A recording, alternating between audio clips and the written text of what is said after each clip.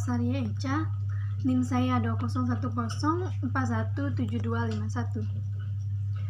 Di sini saya mengambil contoh kasus tentang strategi pemberdayaan UMKM atau usaha mikro kecil dan menengah menghadapi pasar bebas ASEAN.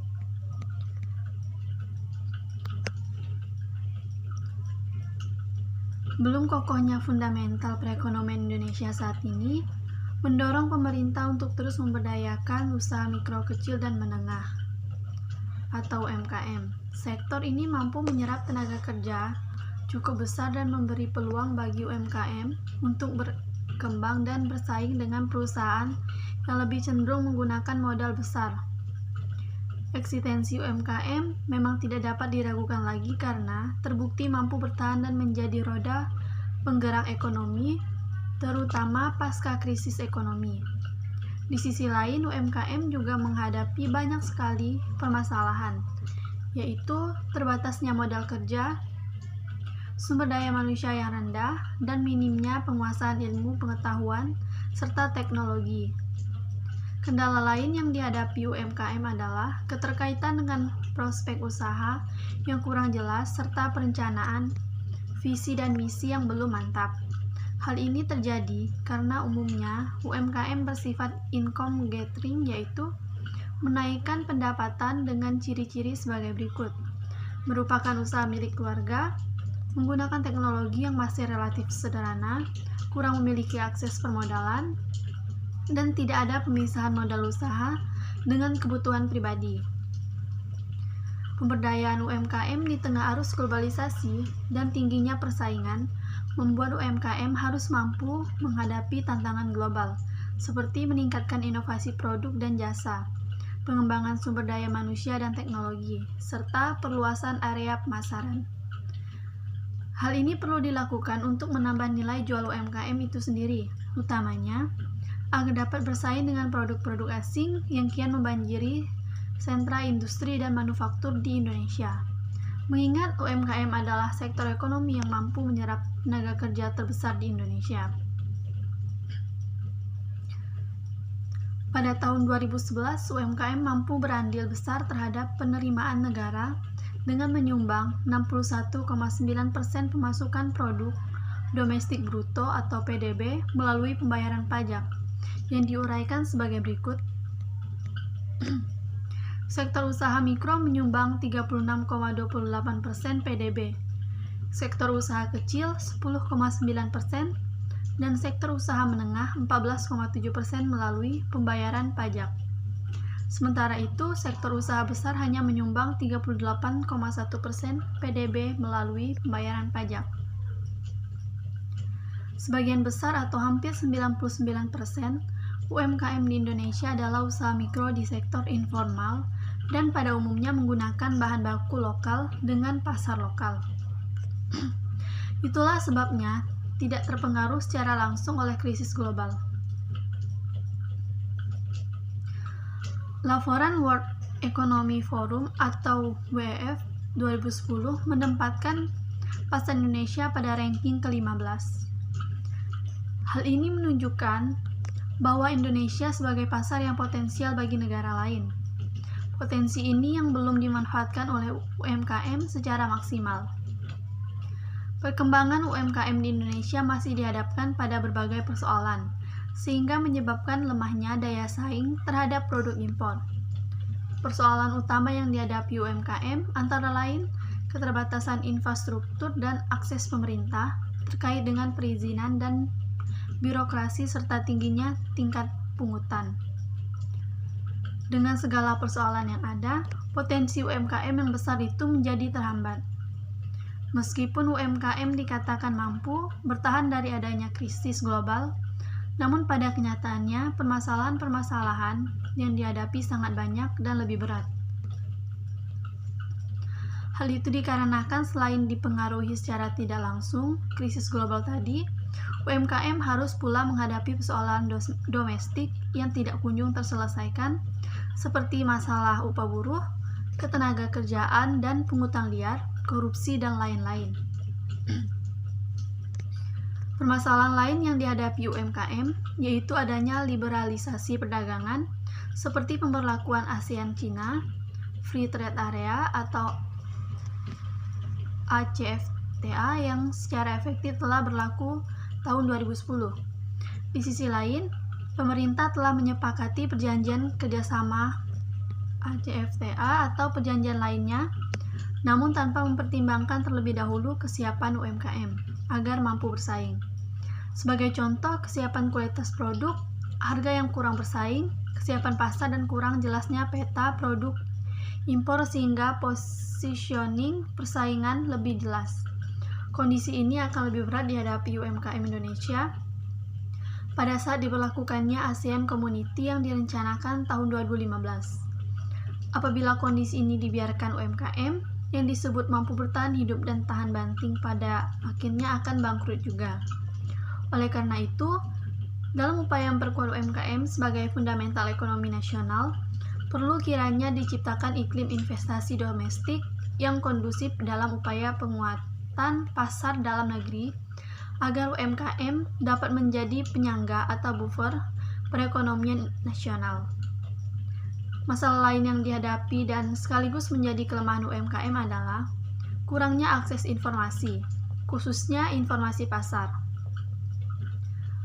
Hal tersebut menjadi kendala dalam hal memasarkan produk-produknya, karena dengan terbatasnya akses informasi pasar yang mengakibatkan rendahnya orientasi pasar dan lemahnya daya saing di tingkat global.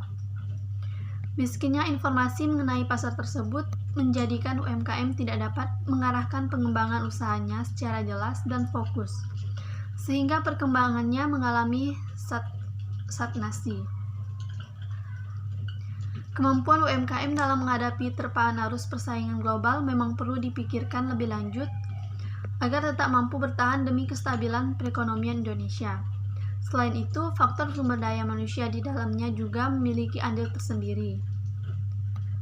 Strategi pengembangan UMKM untuk tetap bertahan dapat dilakukan dengan peningkatan daya saing dan pengembangan sumber daya manusianya agar memiliki nilai dan mampu bertahan menghadapi pasar ACFTA, diantaranya melalui penyaluran kredit, penyediaan akses informasi pemasaran, pelatihan lembaga keuangan mikro melalui capacity building, dan pengembangan information technology atau IT.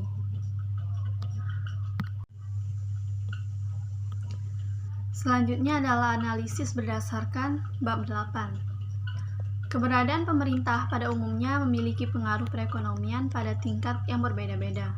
Ada pemerintah yang mengatur perekonomian secara ketat atau insentif, dan ada pula yang membatasi sebagai pendukung saja dalam suatu perekonomian. Yang A. Tanggapan tindakan non-pasar. Dalam jangka panjang, perusahaan memiliki pengaruh terhadap isu-isu non-pasar, sejauh kepentingan perusahaan tersebut sejalan dengan kepentingan masyarakat atau publik. Namun dalam jangka pendek, perusahaan dan kepentingan lainnya seperti serikat pekerja dan aktivis dapat memiliki pengaruh yang lebih besar.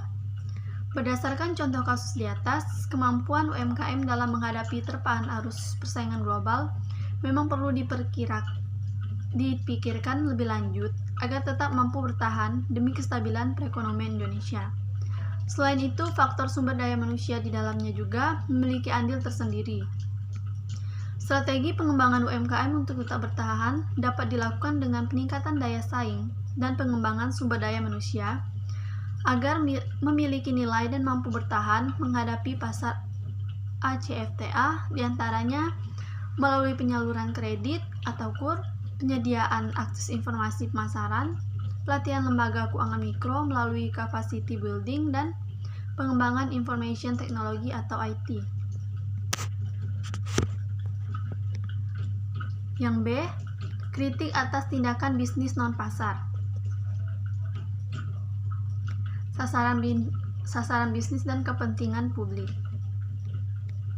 Salah satu kritik terhadap tindakan non-pasar oleh bisnis adalah tindakan non-pasar yang dilakukan oleh perusahaan tersebut dapat bertentangan dengan kepentingan publik.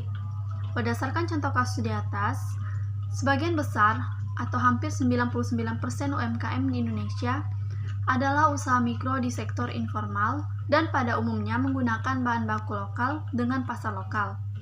Itulah sebabnya tidak terpengaruh secara langsung oleh krisis global. Laporan World Economic Forum atau WEF 2010 menempatkan pasar Indonesia pada ranking ke-15. Hal ini menunjukkan bahwa Indonesia sebagai pasar yang potensial bagi negara lain.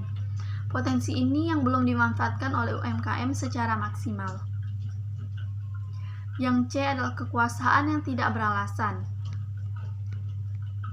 Kritik bahwa bisnis memiliki kekuasaan yang tidak beralasan juga muncul karena beberapa perusahaan tidak berpartisipasi karena tingginya biaya yang dikeluarkan pengambilan tindakan non-pasar tersebut.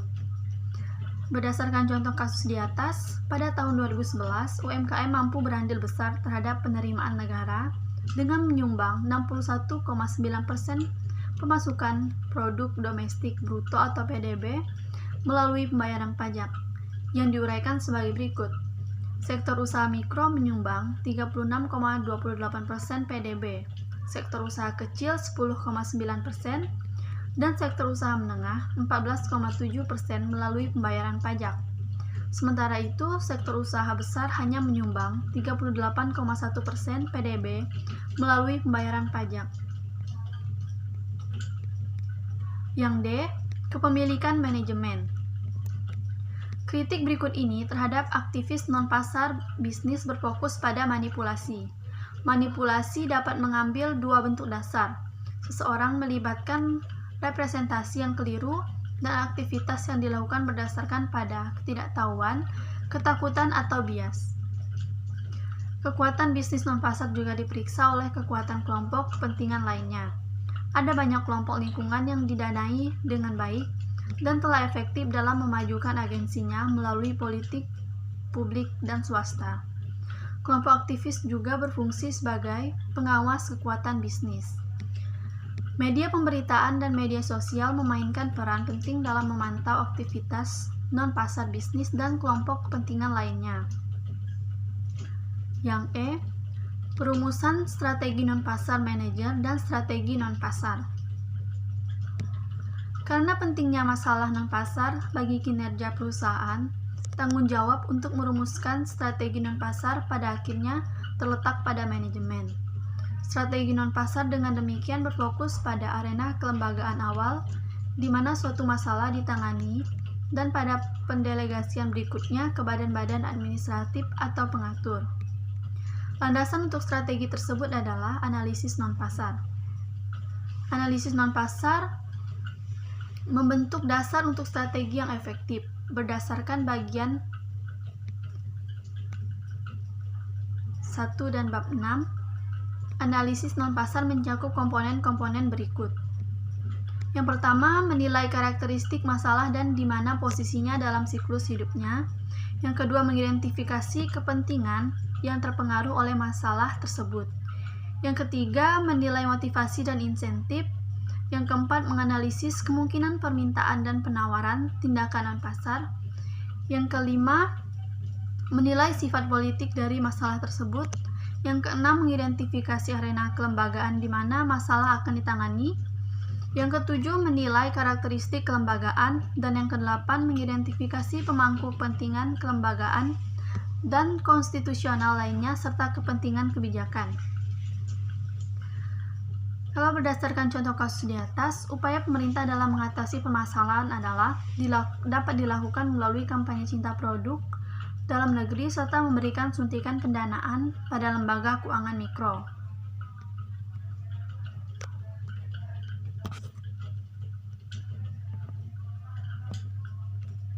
Analisis berdasarkan bab 9. Strategi non-pasar harus dilaksanakan secara efektif dan sebaliknya. Efektivitas penerapan strategi mempengaruhi pilihan di antara mereka. Isu-isu non-pasar sering mendapat perhatian media dan publik, dan perhatian itu dapat membentuk dan percepat aktivitas non-pasar. Keputusan penting adalah apakah strategi non-pasar perusahaan harus tinggi atau rendah. Yang A, melakukan lobby. Melobi adalah komponen sentral dari sebagian besar representasi dan strategi informasional. Lobby adalah kemungkinan strategi dari informasi yang relevan secara politik kepada pejabat pemerintah. Informasi tersebut dapat diberikan kepada presiden, gubernur, pejabat cabang eksekutif, anggota kongres, atau badan legislatif negara bagian, staf mereka, dan staf komite. Pemerintah telah menyepakati perjanjian kerjasama akta ataupun perjanjian lainnya, namun tanpa mempertimbangkan terlebih dahulu kesiapan UMKM agar mampu bersaing. Yang B, teknik negosiasi bisnis yang baik dan benar. Dalam melaksanakan teknik negosiasi, ada 4 pendekatan yang harus dilakukan oleh pelaku bisnis, yaitu bargaining, kompromi, win-loss, dan win-win solution.